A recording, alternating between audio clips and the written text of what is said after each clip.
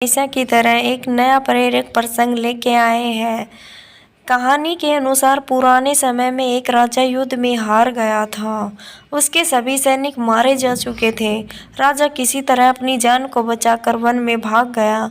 सैनिक उसका पीछा कर रहे थे। वह बचने के लिए एक मांद में छिप गया। सैनिक राजा को वन में खोजते खोजते उस गुफा तक पहुंच गए। गुफा के अंदर राजा को ढूंढा, लेकिन सैनिक उसे ढूंढ नहीं पाए।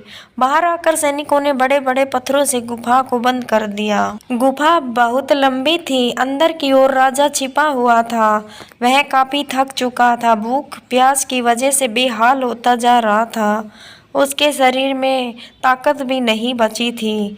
शत्रु सैनिक गुफा बंद करके वहां से चले गए तो राजा अंदर बैठा बैठा सोच ही रहा था कि अब तो उसका जीवन का अंत हो गया।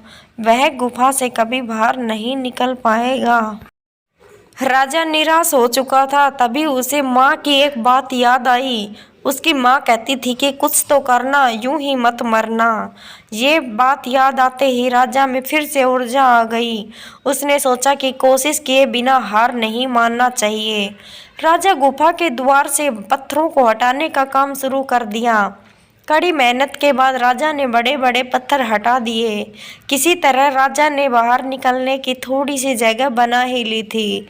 राजा गुफा से बाहर निकला और अपने मित्र राजा के पास जा पहुंच गया। मित्र राजा की मदद से उसने शत्रुओं को पराजित कर दिया और अपना राज्य वापस प्राप्त कर ही लिया।